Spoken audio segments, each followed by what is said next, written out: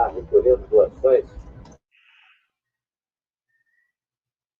Boa tarde a todos e todas. Aqui é o professor Augusto Martins, mais uma vez aqui da Secretaria de Educação e do Esporte do Estado do Paraná, aqui do Departamento de Tecnologias Educacionais, da Direção de Tecnologia e Inovação.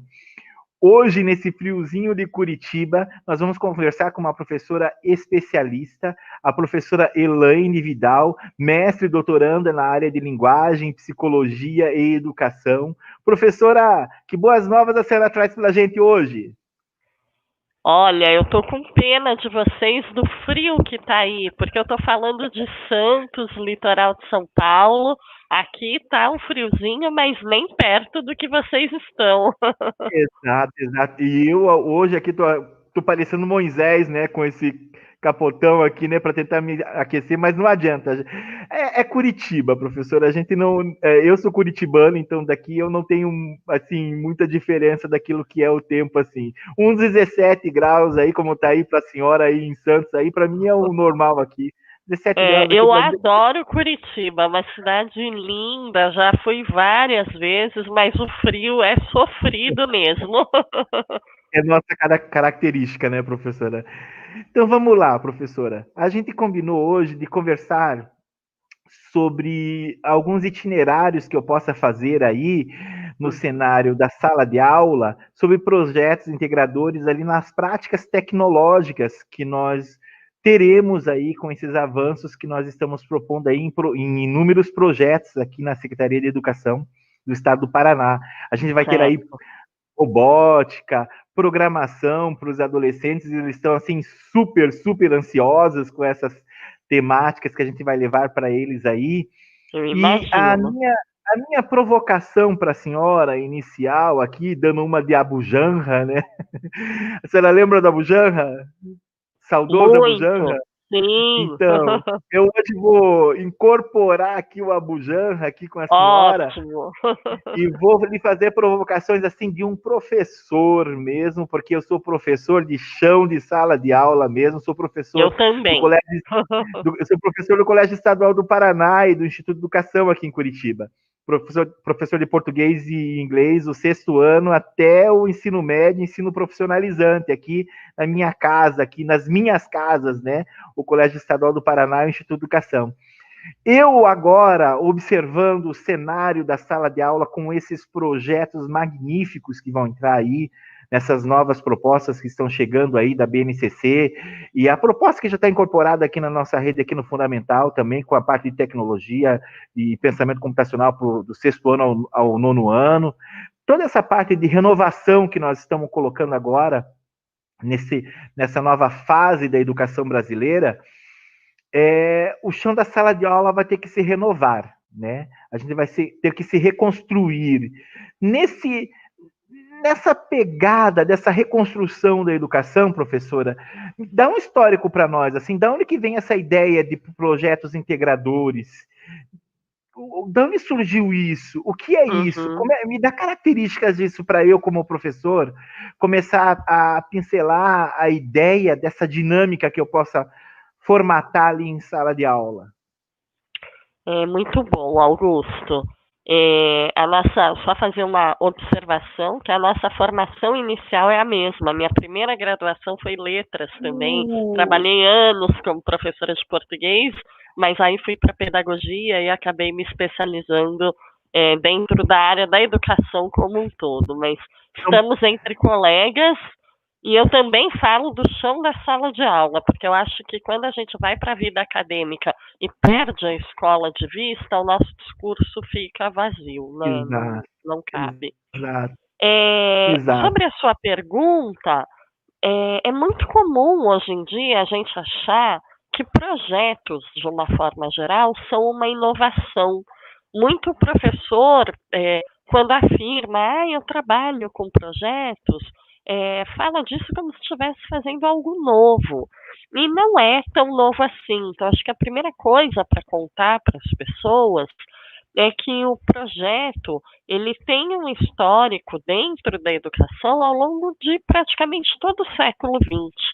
A primeira vez que a palavra projeto apareceu ligada à educação porque até então ela era muito vinculada à arquitetura, né, aos projetos arquitetônicos, e ela aparece ligada à educação pela primeira vez em 1918, num artigo do Kilpatrick, que era um dos ativistas do movimento da Escola Nova, que todo mundo já deve ter estudado em algum momento, né? A Escola Nova, que foi o primeiro movimento, assim, o primeiro grande movimento internacional a questionar aquele paradigma da escola tradicional que era tão comum até então. Então, lá em 1918, o Kilpatrick escreve um artigo denominado Metodologia de Projetos, e aí o que ele defende ali?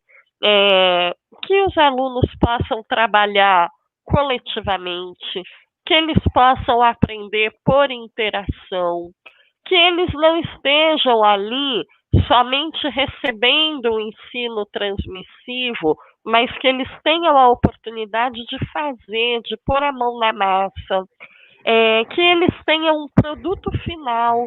Então, a partir do projeto proposto, que eles realmente se proponham a construir alguma coisa, algo tangível, né? E que esse produto final vai dar ao aluno uma sensação de realização, porque às vezes a aprendizagem é algo mais abstrato. Às vezes o professor consegue mensurar o quanto o aluno aprendeu, mas nem sempre o próprio aluno consegue. Então, ter um produto final, algo que ele conseguiu executar, materializar, isso tangibiliza essa aprendizagem. Essa era a proposta do Kilpatrick lá em 1918. De lá para cá, nós tivemos diversos autores que trabalhavam com a ideia de projeto. Então, por exemplo, na Rússia, na mesma época do Kilpatrick, a Rússia estava vivendo um momento imediatamente posterior à Revolução Russa, né? Quando se tentava ali criar uma nova sociedade, um novo perfil de cidadão.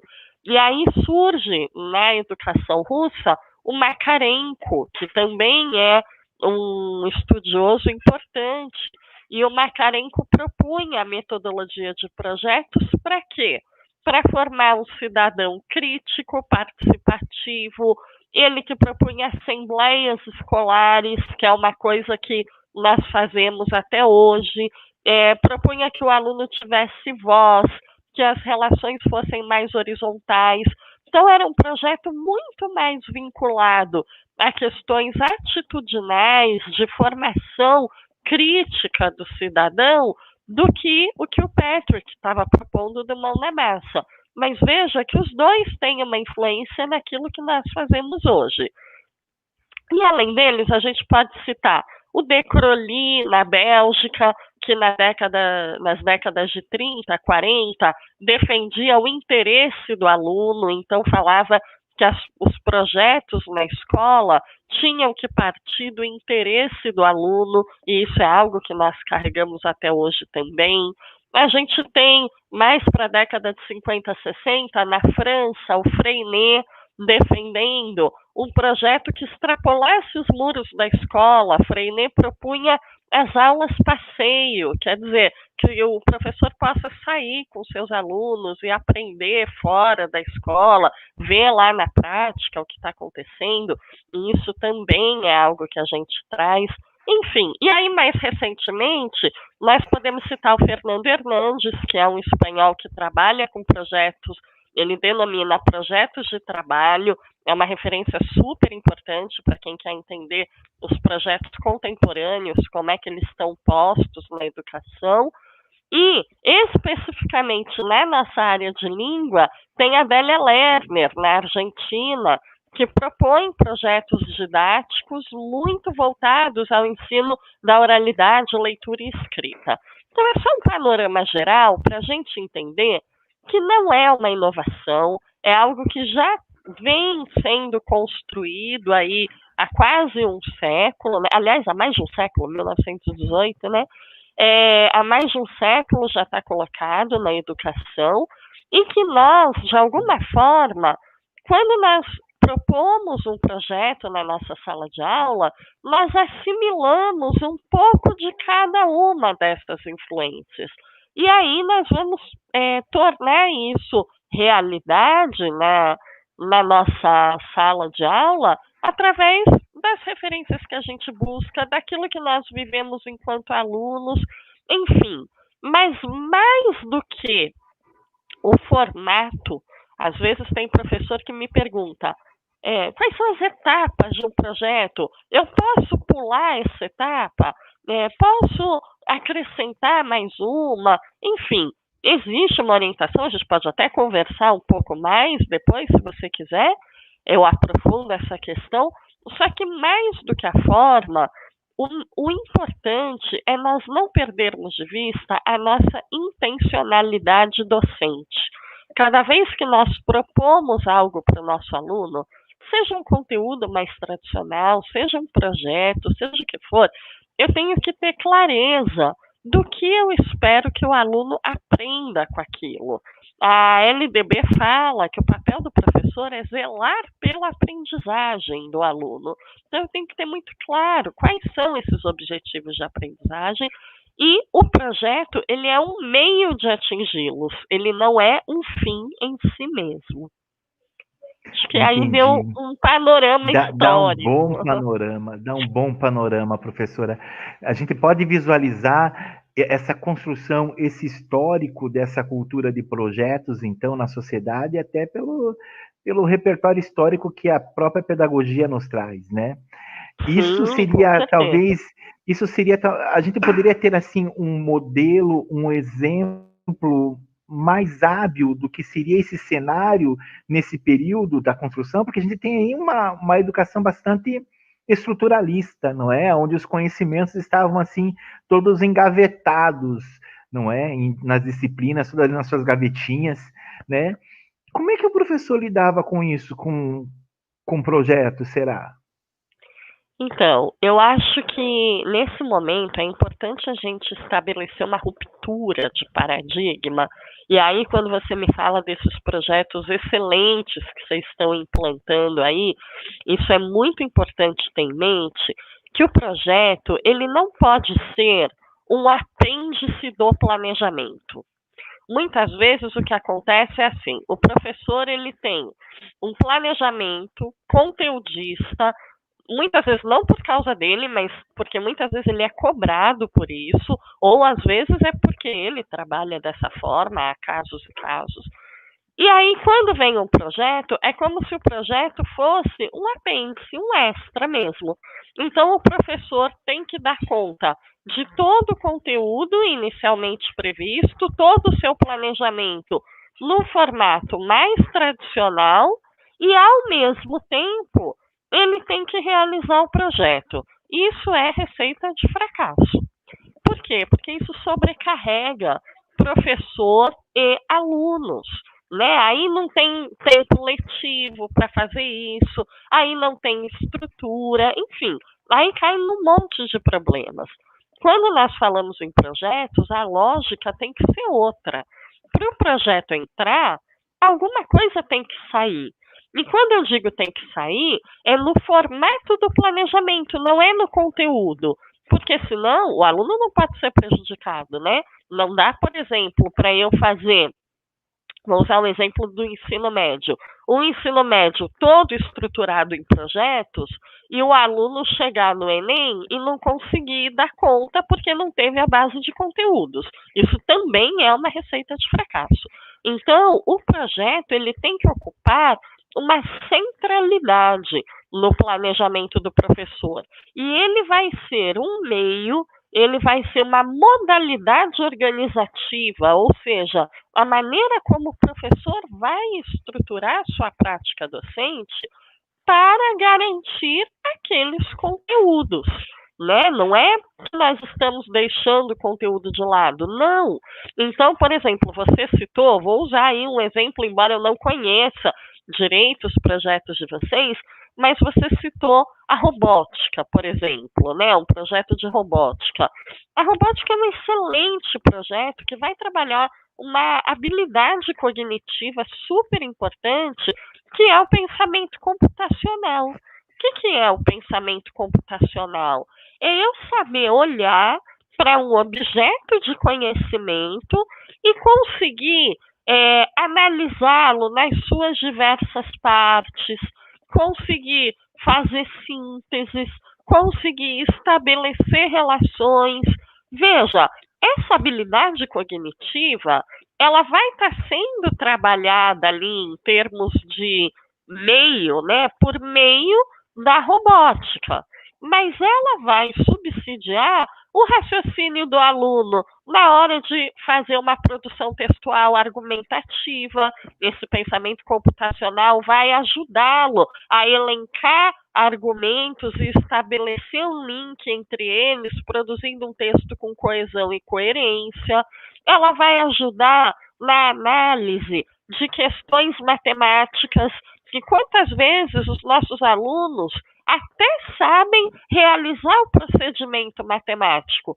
Se eu dou ali a equação pronta, o menino consegue resolver. Muitas vezes não consegue, mas às vezes consegue. Agora, se eu trago esse problema dentro de um contexto, dentro de uma situação, ele não consegue chegar à sentença matemática do que ele precisa resolver. Por quê? Porque ele ficou preso só no procedimento. E quando, por exemplo, eu estou trabalhando o pensamento computacional, eu ajudo o aluno a olhar para esse contexto, a pensar e a chegar no cálculo que ele precisa. E aí a gente poderia falar das mais diversas áreas, né? Nas áreas de humanas, história, geografia, sociologia. É fundamental você saber não olhar os eventos separadamente, mas você conseguir olhar para os contextos, estabelecer relações. Então, é só um exemplo que eu estou dando. Pensamento computacional é uma habilidade cognitiva que um projeto tecnológico como o da robótica vai me trazer, mas que vai subsidiar todas as áreas do conhecimento. Exato, exato. Hoje em dia, essa relação homem à máquina é uma situação que o homem só vai conseguir fugir ou se esconder se ele estiver numa ilha deserta, isolado, perdido. E eu acho até, tem aqui com os meus botões, que ele vai estar correndo atrás, pedindo para cair do céu um celular para ele ligar para alguém. Exatamente. Né? Professora, vamos descrever um pouquinho mais isso, não é? É projeto integrador.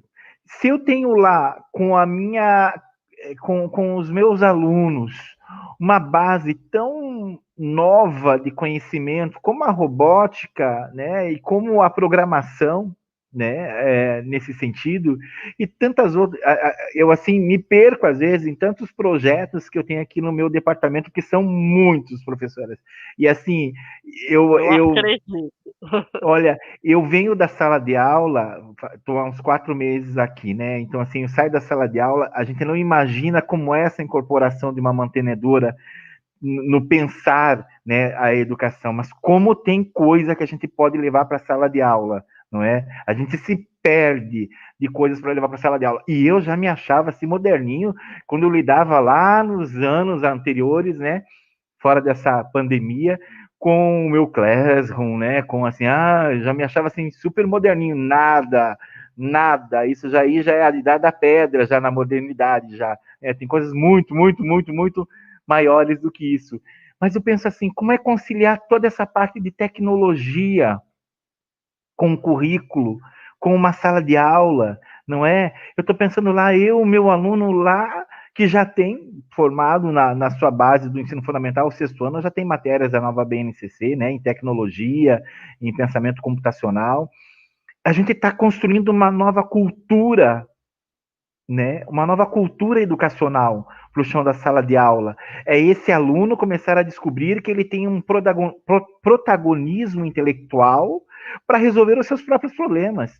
Ele pega lá uma questão, ele destrincha essa questão, ele procura cenários para conseguir compor essa questão, e ele aponta soluções e faz tudo isso com uma lógica que ou já era natural ao ser humano e o ser humano não sabia lidar com isso, ou é uma novidade que já está tão próxima da nossa sociedade que eu acho que nós estávamos atrasados já pensando nesse caminho. Eu entrego para o meu aluno um projeto como programação, por exemplo, e digo para ele assim: olha, se você quiser, você pode fazer um app aí no seu celular aí, fácil, fácil. Você pode construir uma plataforma e ganhar dinheiro aí, fácil, fácil, numa startup, não é?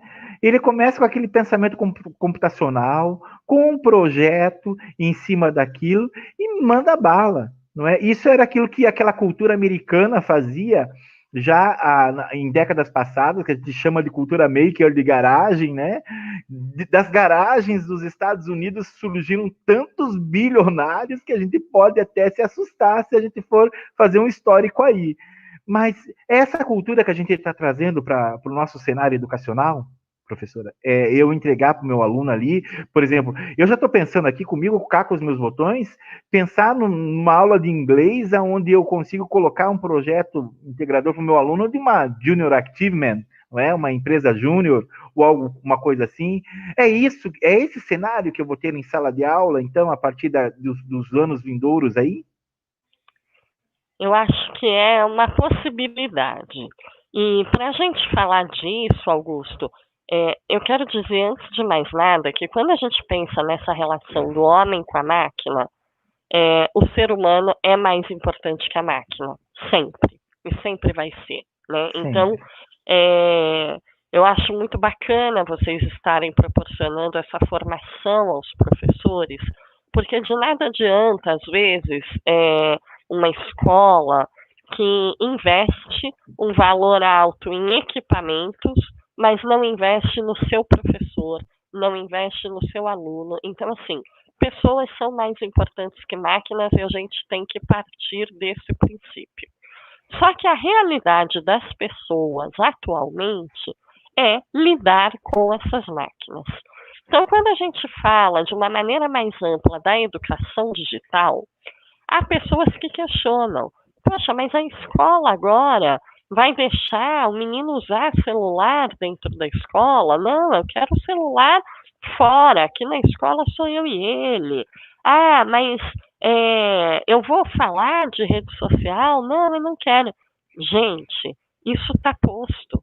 Isso existe, né? Os nossos alunos, eles têm celular, eles têm redes sociais, eles interagem e, na maioria das vezes, eu não vou dizer quem é especialista da área de tecnologia, mas eu, por exemplo, enquanto professora ali de português que sou, na maioria das vezes os alunos sabem muito mais do que nós de tecnologia. Porém, o que eles não sabem são aquelas condutas éticas, atitudinais, necessárias para lidar com a máquina. Então, eu posso pensar assim: não, eu não quero falar de rede social. Tá bom, eu não falo, o meu aluno vai usar e vai usar inadequadamente. Vai usar e vai ficar exposto a toda a série de perigos que a internet oferece, por exemplo. Então, é melhor que eu traga essa realidade para a escola e eu, enquanto educador, discuta essas questões com ele, do que eu simplesmente deixar isso de lado. Então, quando você me pergunta, a realidade vai ser essa e a máquina? Olha a situação em que nós estamos, né? Quando que nós imaginaríamos que eu estaria, em 2020, fazendo uma formação para professores do Paraná de dentro da minha casa? Não era algo que nós esperávamos. E a pandemia veio e trouxe essa realidade. Isso jamais vai substituir o professor. Essa é uma outra fala que eu tenho tido demais em todos os lugares em que eu falo e me coloco, porque às vezes a gente corre um risco aí. Se o pessoal começar a achar que está dando muito certo, né, esse ensino à distância, esse home office, daqui a pouco, para que escola, para que professor? Não é verdade. Esse ensino ele tem muitos limites. Porém, nós vamos voltar para o presencial em algum momento, eu espero que no momento adequado e seguro, né? Vamos voltar para isso, E as máquinas, mais do que nunca, vão estar nessa realidade. Então, é fundamental que eu possa trabalhar isso com o meu aluno. Por quê? Porque é a realidade dele. E no momento que eu trago isso para dentro de sala de aula, isso faz muito mais sentido. Então, quando eu falo de um projeto integrador, o exemplo que você deu foi ótimo. Eu sou professor de inglês, eu posso trabalhar a construção ali de uma startup, de repente, e colocar o meu aluno para conversar com outros jovens e adolescentes de países de língua inglesa. Ele vai estar fazendo algo que tem muito sentido para ele, algo que pode colaborar com a trajetória dele de vida, a trajetória profissional, e ao mesmo tempo está exercitando a língua inglesa, ou seja, não estou descuidando do conteúdo. Vou usar um outro exemplo, um professor de matemática. Esses meninos e meninas precisam entender que a internet é modulada por algoritmos que regulam o nosso comportamento. Eles precisam entender que dentro de uma rede social, o que eu vejo, o que aparece para mim não é a mesma coisa que aparece para você, Augusto. E por quê? Porque tem cabeças por trás disso, pensando, analisando os nossos perfis e calculando. E o algoritmo nos traz algumas falas, algumas propagandas que vão impactar diretamente no nosso comportamento. Então, olha que espaço rico para o professor de matemática ter uma articulação com o professor de história, geografia, sociologia, filosofia.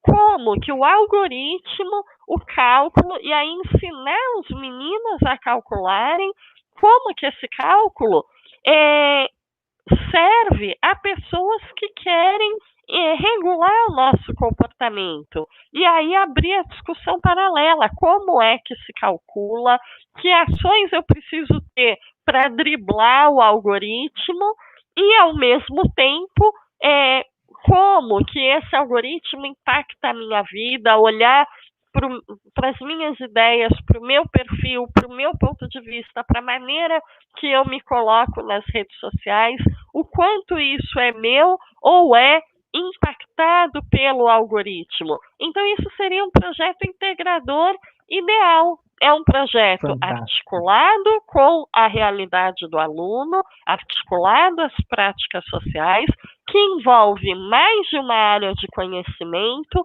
então envolve aí a matemática, a história, a geografia, a sociologia, a linguagem, e os professores podem se unir e construir juntos um projeto. Então, cada um, na sua aula, vai abordar essa temática sob o ponto de vista da sua área.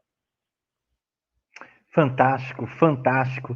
Essa relação aí que a senhora acabou de colocar entre homem e máquina, eu lembro do início da minha carreira como professor no Colégio Estadual do Paraná, minha casa, e eu com as minhas aulas de inglês, eu todo santo dia saindo com uma caixa com 30, 40 dicionários, mais todo o meu material, e subindo um lance, 2 lances, 3 lances de escada para dar aula lá no 6º ano, lá em cima, ou no 1º ano do ensino médio, lá em cima.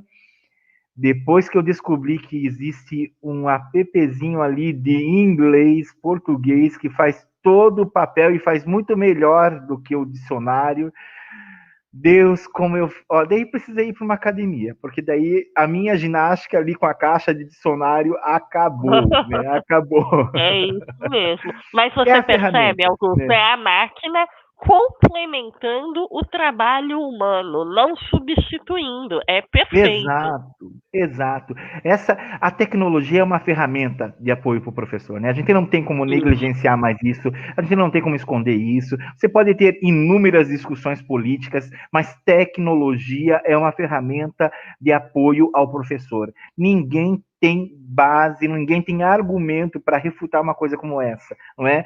Você pode ter professores que se assustem com a tecnologia, e é um direito deles, não é? Eu fico imaginando aqui, se eu tivesse aí, vamos pensar, eu tive uma professora uma vez uma professora de pedagogia, também tem formação em pedagogia, mas ela foi aluna de Piaget. E ela me Nossa. disse uma vez que, assim, que quando ela entrava na sala, os alunos todos se levantavam e enquanto ele não olhasse para a sala, ninguém se sentava. Essa simbologia da sala de aula não se trata mais de respeito, não se trata mais de moral, de costume da sala de aula. É óbvio que o respeito tem que existir, mas o respeito é o conhecimento, né? É a função do professor ali na frente como um líder da sua turma, né? O respeito se adquire com essa envergadura, não é, do conhecimento. Isso é a praxis do professor em sala de aula, né? Essa Exatamente. nova formatação da sala de aula hoje, um professor sem a tecnologia como um suporte, eu volto para um outro exemplo, né, meu em tecnologia que eu costumo dar aqui, quantas árvores eu matei se eu tivesse descobrido antes o Google Forms para dar exercícios É para os verdade. meus Não, e alunos, quantas horas corrigindo, né, Augusto? Quando o Google meu Forms já Deus, dá para gente meu ali a Deus, correção, altas horas da a madrugada, né? estatística, é verdade. Exato. E agora lá o Google Form dá nota, o formulário já corrigido para mim, eu faço o que eu quiser com ele. Isso, Não é? isso. Essa é a pegada da tecnologia, né? E ela, como aliada do professor num projeto integrador, o céu é o limite, né, professora? O céu é o limite, né? Que exemplos assim a senhora Exatamente. poderia nos dar assim de projetos assim que a gente consegue visualizar em tecnologia nesse sentido, já para eu poder dar assim um gostinho ali para os meus professores em sala de aula? Olha, eu acho que há vários exemplos que a gente poderia dar. Vou citar um exemplo que eu vi recentemente, de ensino médio. Era um projeto integrador para os alunos entenderem como funciona um celular, né? E aí o professor leva um celular, aí a escola oferecia, né? Na verdade, eu acho que eles fizeram, era uma escola pública. Eles fizeram uma campanha de arrecadação de celulares antigos, daqueles que ninguém usa mais, conseguiram. E aí, no projeto integrador, os alunos abriam o celular, né? E a proposta era eles conseguirem desenhar um planejamento de um celular. E aí isso envolveu o professor de química, de física, de língua portuguesa, história, geografia, língua inglesa. E aí todos ali estavam trabalhando em cima disso. Então, é um exemplo de um projeto. Aí esse é bem. O objeto de conhecimento ali é muito tecnológico. Mas eu posso desenvolver outros, por exemplo. Eu posso, por exemplo, desenvolver um projeto sobre mediação de conflitos. E aí, dentro da situação de mediação de conflitos, eu posso usar a tecnologia desde a internet para pesquisas, então, dos alunos, eu ensiná-los a fazer pesquisa, porque isso também é muito complicado, né? Às vezes a gente fala para o nosso aluno, pesquisa que a internet tem tudo, mas ele não sabe usar uma ferramenta de busca, ele não sabe o que colocar ali no Google ou na ferramenta que ele estiver usando para obter os resultados que deseja. Você saber fazer a pergunta é o que vai te dar a resposta certa. Então, nesse exemplo do projeto de mediação de conflitos, bom, tem uma coisa importante de dizer.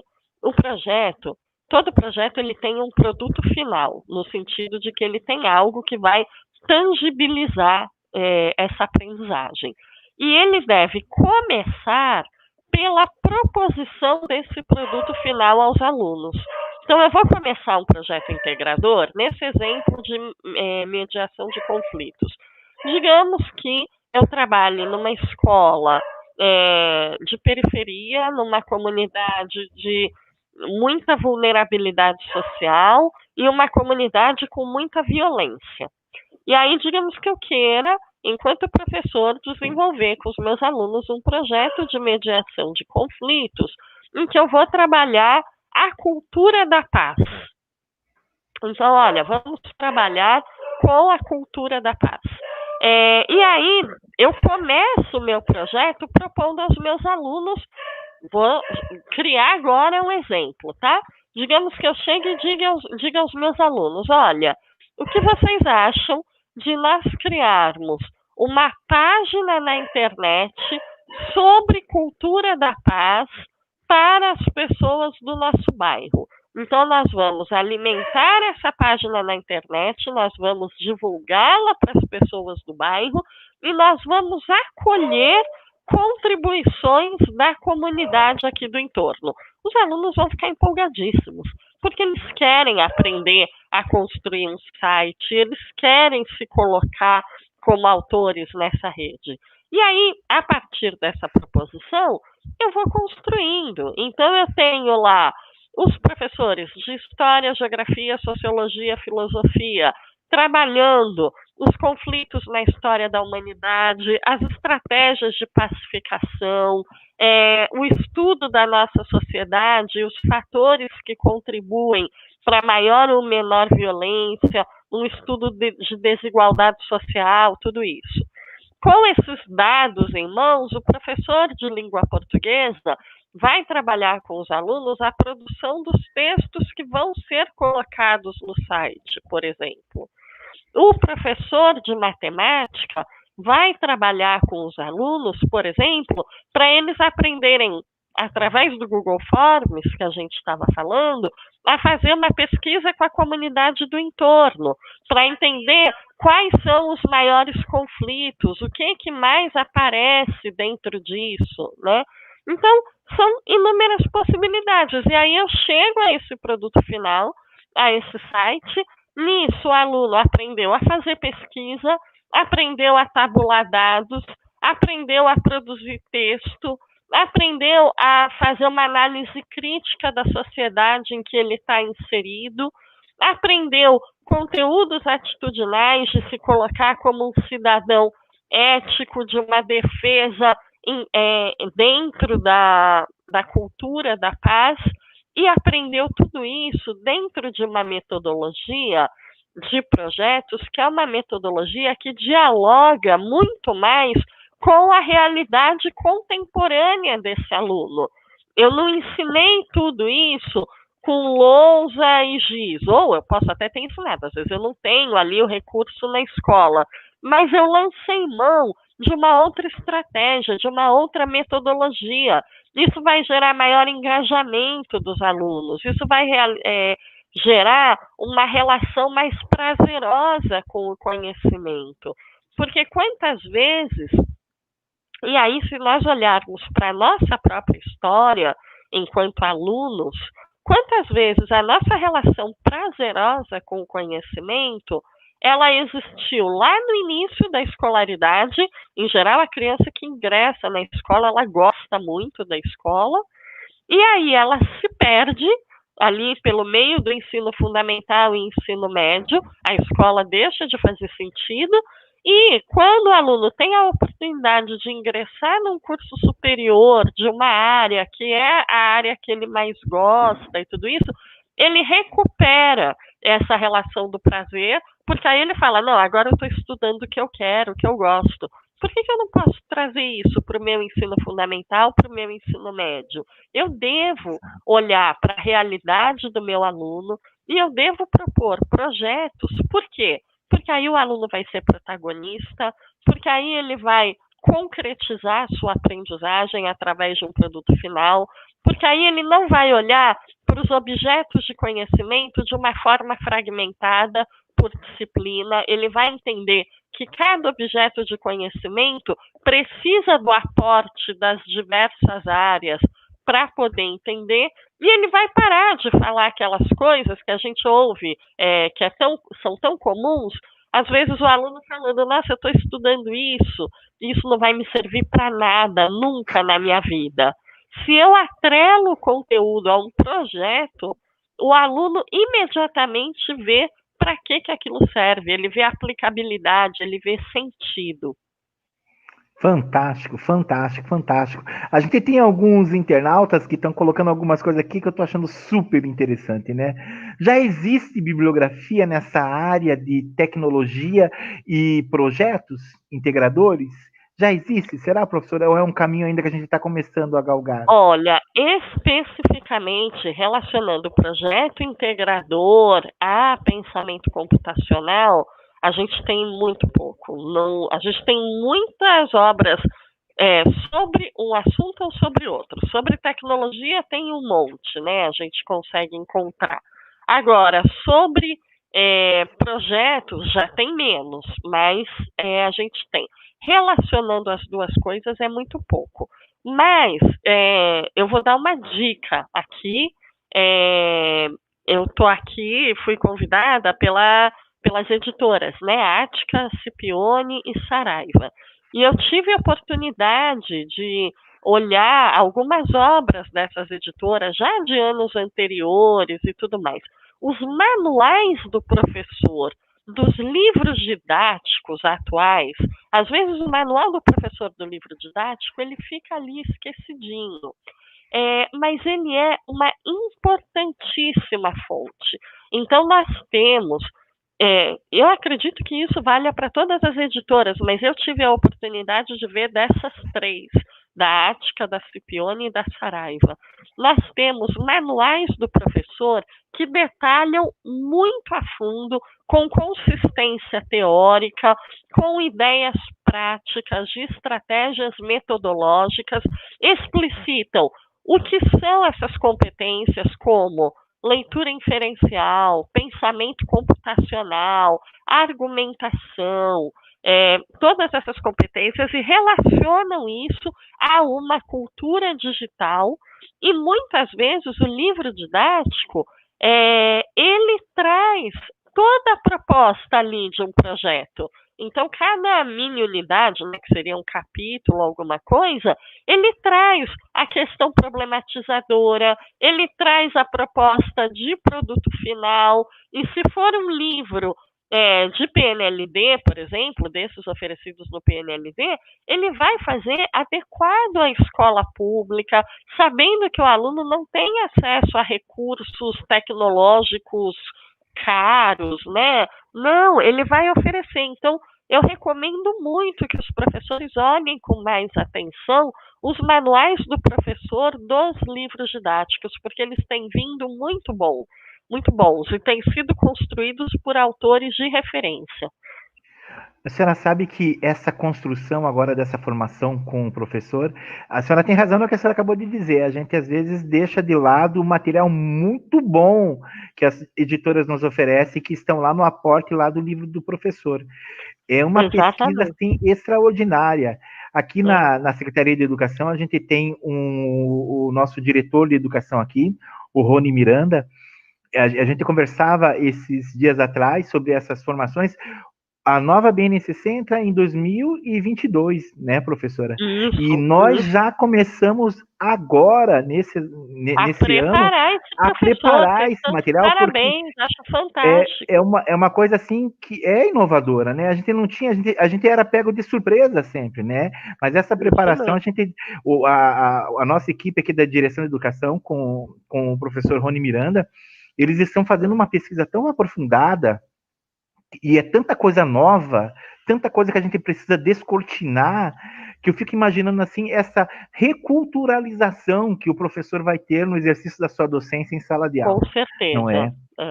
E eu quero indicar, Augusto, mais uma referência que eu lembrei, que é o nosso portal.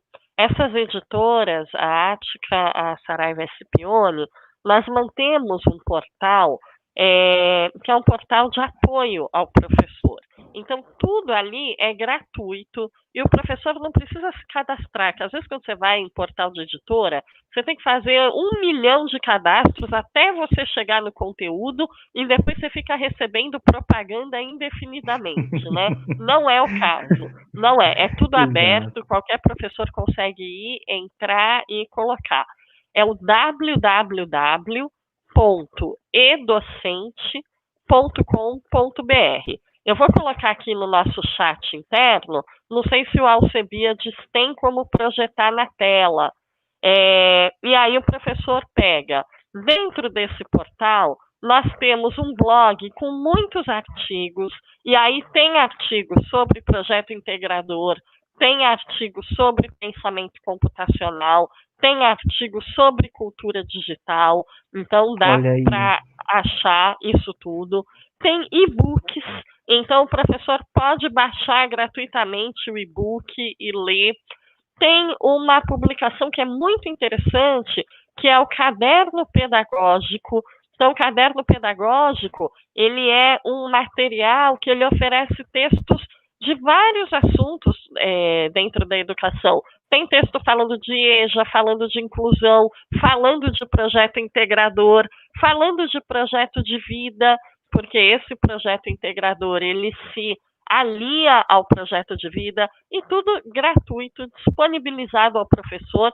Tem, inclusive, uma ferramenta tecnológica que facilita muito a nossa vida dentro desse portal, que é o Monte Sua Prova. O professor ele pode entrar lá, colocar os conteúdos que ele está trabalhando, e o próprio site ele busca nas avaliações institucionais, aí, no SAEB, no Enem, questões que trabalharam aquele conteúdo. E aí o professor sai com uma prova pronta. Então, facilita muito. Então, recomendo muito. www.edocente. Esse edocente tem um hífen, tá? Entre e-docente.com.br. Eu vou pedir pro meu time aqui, que tá me dando suporte, para eles colocarem ali no chat da nossa live, e lá nos comentários do vídeo, o meu técnico aqui do meu time já tá colocando ali no chat, pro pessoal ir lá também pesquisar. É muita coisa, é muita ferramenta. Muita coisa. Eu brinco com o meu diretor aqui, o Gustavo Garbosa, que é o meu diretor de tecnologia e inovação, porque o que mais tem hoje é inovação. Vamos só entre nós aqui, eu tenho aqui um secretário de educação agora na nossa pasta, que assim, cada dia é uma ideia, ele é um visionário. Então, assim, não vive as ideias dele, não ficam no mundo das ideias, como a gente tinha antes. Eu tô há 18 anos no Coloca estado, né, na prática, né? Não, é tudo na prática, a gente tá ali, ó, e é muita coisa para a gente colocar em prática, realmente. São construções que a gente vai precisar fazer esse diálogo. E essa ideia de projetos integradores vai ser um alicerce que o professor vai ter ali de ferramenta para ele poder ver o espaço da sala de aula dele agora não mais entre quatro paredes, né? Exatamente, porque não é mais, né, Augusto? A gente tem que ampliar. Os nossos alunos já ampliaram esse horizonte. Se nós não ampliarmos também, nós vamos ficar para trás. Exatamente. Às vezes a gente é pego de surpresa por alunos em sala de aula, que eu vou lhe dizer, né? Nós somos essa referência, né? Às vezes você está trabalhando com um texto, tentando fazer aquela interpretação de texto, o aluno chega com uma tese sobre o texto para você em sala de aula, né? Isso é magnífico. A gente tem várias tecnologia perguntas. Mais ainda, né? A tecnologia, ela tem uma característica de uma aprendizagem intergeracional. Quando a gente fala dos nossos conteúdos mais canônicos, a aprendizagem normalmente se dá da geração mais velha, mais experiente, digamos assim, para a geração mais jovem, né? Então, somos nós que levamos. Na tecnologia, muitas vezes não. Eu, enquanto professora universitária, hoje eu não estou dentro da escola de educação básica, estou só com formação de professores de educação básica, mas ainda estou na universidade. Quantas e quantas vezes eu tenho um problema lá com o programa que eu estou usando ou com o equipamento, e nessa hora eu viro para os meus alunos e eu falo, quem me ajuda a resolver? E não é problema nenhum, eles sabem mais do que nós dessas questões, né? Nós somos, né, da época assim que a gente pedia, gente, vocês sabem como ligar esse cabo aqui no equipamento? Hoje em dia não é mais nem cabo, né? Agora é tudo Wi-Fi, a gente não tem mais essa problemática, né? Eu converso com meus alunos do sexto ano agora sobre coisas tipo videocassete, fita cassete, né? Eles não sabem o que é. Não, pelo amor de Deus, MP3, essas coisas assim, não é dele.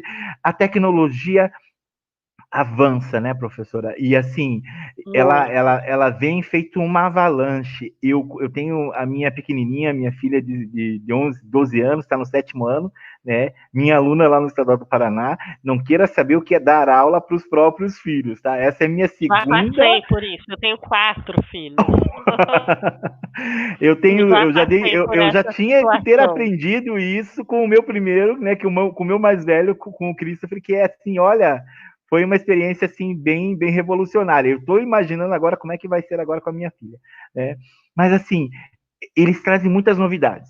Isso Muito. O é tempo uma coisa todo, assim, né? não tem como segurar. A minha filha brinca lá no TikTok, lá naquelas coisinhas lá. Eu estava falando agora, há uns dias atrás, com o Bugan, que é um rapaz que faz desenvolvimento de games, e assim, são coisas muito novas, muito novas. Isso exige muito do professor se atualizar nesse ponto, né? O pessoal está aqui no chat aqui, descrevendo que seria interessantíssimo a gente fazer uma pós-graduação em educação e tecnologia no estado. Já está Com anotado certeza. aqui, já vou passar para o É. meu diretor aqui para ele já conversar com o nosso secretário, o professor Renato Feder, E eu para vou dar falar essa mais, ideia. Augusto. Já vou dar uma sugestão aí. Eu acho excelente a ideia dessa pós. E eu acho que ela tem que abranger a cultura digital como um todo, para além das tecnologias, né? Então, quando a gente fala em trabalhar a tecnologia, trabalhar as ferramentas, o professor precisa se apropriar desses recursos, né? Tanto para ensinar o seu aluno a lidar com eles, quanto para facilitar a sua própria vida. Era o que a gente estava falando, né? Tem recursos que facilitam a nossa vida, mas a cultura digital, ela vai além da tecnologia. Ela vai no como nós, enquanto humanos, nos colocamos perante esse mundo em transformação, né? Exato, exato. Eu descobri isso com outro convidado aqui meu, professor, esses dias atrás, que a gente tem que diferenciar, né? A gente tem que diferenciar o letramento digital, que é essa coisinha da gente clicar aqui naquela tecla aqui, naquele link ali, naquele lá. Isso é um letramento digital. Agora, o que a senhora está falando é essa cultura, essa formação Isso. intelectual digital. Isso vai muito além, né, professor? A gente Vai compreender além. Quando a o gente que fala, a se... cultura digital é tão forte que a gente já tem uma habilidade cognitiva com o nome de pensamento computacional. Ou seja, o computador não está Exato. fora, ele está dentro, na maneira de eu olhar para o mundo, de eu compreender esse mundo, né? Aquela coisa assim que eu brinco com o meu time, né? Se me falassem esse termo pensamento computacional há uns dias atrás, antes da. Eu pensei, ué, vamos me ensinar a lidar com computador agora? Não tem nada a ver com Isso, computador, não né, tem professora? nada a ver. É, é só uma ferramenta ali, o computador que a gente está colocando ali para exercer, né? A gente substitui agora o dito quadro negro, né? Que nunca foi negro, o meu sempre foi verde, né? Mas a gente substitui o quadro negro agora por ferramentas muito mais modernas, né? Eu tenho assim uma felicidade de ter feito parte de uma história da educação, a senhora também, né? A gente pegou projetor, né? Minhas primeiras aulinhas foram lá no projetor, com aquele papel Muito, com plástico. transparência, né? Queimava meu dedo naquela luz quente. Isso, E é. depois, vixe, nossa, foram tantas coisas, né? Tantas coisas. Agora a gente chega numa coisa assim que eu não preciso nem de fio mais para dar aula. Eu tenho ali um Wi-Fi, eu tenho um Bluetooth, eu tenho tudo isso. É muita coisa que a gente vai exigir, né? É. Aquele Eu, professor que está lá já há uns 25 anos em sala de aula, a exigência vai ser mais desse professor, né, professora? Ele vai ter que se com certeza. reconstruir, né? Ter É, que se porque reconstruir. essa postura do estar aberto e da reconstrução, ela independe de idade, viu, Augusto? Eu já lidei Exato. com professores já há 25 anos na escola. Aí esses professores, eles têm maior dificuldade na compreensão e no uso das ferramentas, porque é de fato algo muito novo, né? Eles não são os chamados nativos digitais, como nós muitas vezes não somos.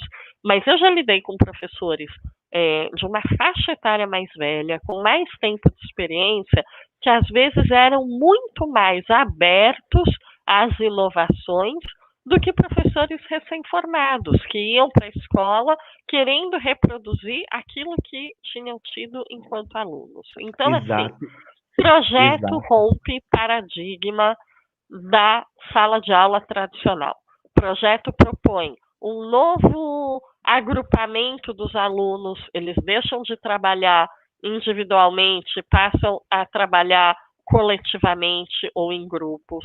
O projeto propõe uma nova forma de apropriação do conhecimento, ele remodela o papel do aluno e do professor, então não é mais o transmissor e o receptor, mas os dois vão aprender e trabalhar juntos por um objetivo comum. O projeto remodela o formato de avaliação, porque dentro de um projeto eu não vou dar uma prova no final do projeto, mas eu vou trabalhar. Eu acompanhei a live de vocês semana passada, que foi muito bacana, que a professora Leonora falou sobre rubricas, por exemplo. Eu vou construir rubricas, eu vou utilizar mecanismos de avaliação processual dentro disso. Então, o projeto rompe com tudo isso. E a tecnologia rompe com as nossas relações, né? A cultura digital, ela sociologicamente, ela tem um impacto quase tão forte quanto a cultura da escrita. O homem mudou. Quando a escrita surge na humanidade, ela afeta, inclusive, as funções cognitivas e sociais do homem, né? A nossa memória, por exemplo, ela diminuiu antropologicamente, quando a gente estuda, o ser humano ele reduz a sua memória com o advento da escrita. Por quê? Porque eu já tenho um recurso para me lembrar depois, eu não preciso armazenar tudo na minha memória, então ele usa os seus recursos cerebrais para outras coisas, porque a escrita auxilia. A chegada da tecnologia também rompe, né? A gente está falando aí, por exemplo, do pensamento computacional, que é uma outra forma de olhar, de ser e estar no mundo. Então, assim, projeto rompe paradigmas e tecnologia rompe paradigmas. Estamos nesse momento. É uma escolha nossa. Nós vamos acompanhar o tempo que vivemos, nos abrindo às inovações, buscando aprender sem medo, né? Tudo bem, meu aluno sabe mais do que eu no uso do recurso tecnológico, mas eu sei mais do que ele um monte de outras coisas. Isso não vai fragilizar o meu papel enquanto professor, porque, voltando, o ser humano sempre vai ser mais importante do que a máquina. Um caminho é esse, nos abrirmos a essas inovações e rompermos paradigmas, que é o caminho que eu gosto muito. Eu vi aqui nos comentários uma pessoa dizendo que fica muito feliz em fazer parte dessas mudanças. Eu também fico. Outro caminho é eu tentar me fechar na minha concha. A má notícia que eu tenho para as pessoas que escolherem esse segundo caminho é que vai chegar uma hora que elas não vão ter opção, né? Porque a coisa está posta aí. Eu tô rindo aqui com a Inês Aparecida de Almeida, uma colega nossa que está aqui assistindo, que ela fala: passei pelo mimeógrafo e máquina Eu de também escrever, passei, eu fiz tinha um curso do antigo M. mimeógrafo. Eu lembro essa coisa do professor que investe o próprio recurso, né? Eu lembro que o mimeógrafo era caríssimo. Quando eu consegui comprar um mimeógrafo, eu fiquei felicíssima. Os cursos de MS2, o antigo MS2, que a Inês Aparecida de Almeida comenta aqui. Nossa, Isso. os nossos alunos não fazem ideia disso, né? A gente precisa de um curso da história da tecnologia, né? Para eles entenderem como eles nasceram em berço esplêndido, né? Se eles imaginassem o que é uma máquina de datilografar, né? Você errar uma, ainda as mais moderninhas corrigiam, né? Lembra dessas? Eu era Isso, adolescente, lembro. professora. Não, eles não Mas fazem ideia. Outro dia, a minha filha caçula, ela tem idade próxima da sua, ela tem 11 anos de idade.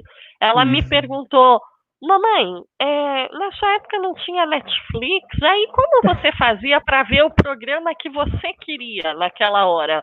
Falei: minha filha, não era o que eu queria, era o que estava dando na televisão. E quando chegava na madrugada, não tinha programação nenhuma. Chegava uma hora que a televisão parava, né? E aí O saía do passeio do ar, só shopping, voltava no dia seguinte. o passeio do shopping era o passeio da videolocadora, né? Oh, meu Deus, saudade das Isso, íamos lá videolocadoras, né? escolher, Professora, meu Deus, é aquilo que eu digo para todos os meus convidados. O tempo voou, voou, meu Nossa, Deus, já voa mesmo, uma hora passa muito rápido, muito né? rápido. E com uma conversa gostosa como a gente teve aqui com a senhora, é Foi muito fabuloso, bom. fabuloso. Eu deixo já estendido aqui um convite que eu já vou colocar assim, características de convocação, tá? A senhora precisa vir conversar mais vezes aqui com a gente, assim, trazer mais novidades aqui para nós, tá bom? Nós, Venho professores com o aqui do maior estado do prazer. Paraná, É só a entrar em gente tá, contato. assim, sedento por novidades. Olha, como eu Venha falei, eu sempre, estou aqui professora. representando as editoras, né, Ática, Saraiva e Scipione, e nós nos colocamos como parceiros da educação, porque nós Fantástico. acreditamos, nós temos um lema lá, que é algo que todos nós acreditamos muito fortemente, que uma boa aula se constrói em conjunto. Todas Olha essas aí, nossas conversas, esses diálogos, eles fazem com que todos nós, ajuda todo mundo, né? Todo mundo aprende muito mais. Então, estou inteiramente à disposição para falar desse e de outros temas. Quando vocês quiserem, vocês têm o contato da Simone, que é a nossa assessora que atende a região. É fantástica. só falar com ela e estou à disposição.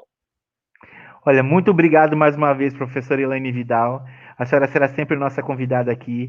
Eu agradeço a todo mundo que acompanhou a gente agora aqui nessa live. Se inscreva aí no canal do professor. Coloque ali aquele, eu não sei o nome, como é mesmo meu, é aquele que eles lembram lá que eles precisam acompanhar a live lá no YouTube ali para eles acessarem a live, para eles que é um reloginho ali que chama eles.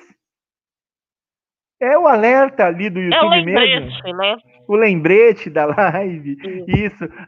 Clica ali no lembrete ali da live, todas as lives, o canal do professor aí está fabuloso. A minha colega aqui, professora Anne, que faz a E organização eu faço um convite também, Uhum. Augusto, se você me permitir. Sim, sim, O sim, sim. Edocente que eu citei, nós também temos um canal no YouTube, o canal do Fantástico, Edocente. E todas as fantástico. quartas-feiras, das 18 às 19 horas, nós temos lives nacionais sobre temas diversos da educação. Essa semana eu estive lá falando sobre projetos integradores. Semana que vem vamos ter uma especialista em educação matemática falando isso, falando sobre Fantástico. isso. E Olha todas aí, essas lives Marita! são Marita! lives com certificado. Eu vi gente falando, poxa, queria um certificado na live. Oh, Todas as lives de quarta-feira lá, das 18 às 19, com e certificado. tudo E gratuito, gente, né? tudo gratuito. É só colocar e-docente no YouTube e você já é direcionado. Então fica o convite aí para todos. Olha, quero dar aqui meus parabéns para a professora Anne, como eu estava falando com você, que é a organizadora do canal do professor aqui. E assim, parabéns e muito obrigado em nome de todos os professores da rede a essas iniciativas que a secretaria está colocando à nossa frente aqui para que a gente possa realmente nos fazer essa formação. Muito obrigado a todo mundo que ficou aí com a gente até agora, nessa uma hora que passou voando, voando, voando. Muito obrigado mais uma vez, professora Elane Vidal. Muito obrigada e Alcebiades. parabéns a vocês pela iniciativa. Investir na formação do professor é sempre o melhor investimento de uma secretaria. Muito obrigado, professora. Alcebiades, é com você aí, meu anjo da guarda.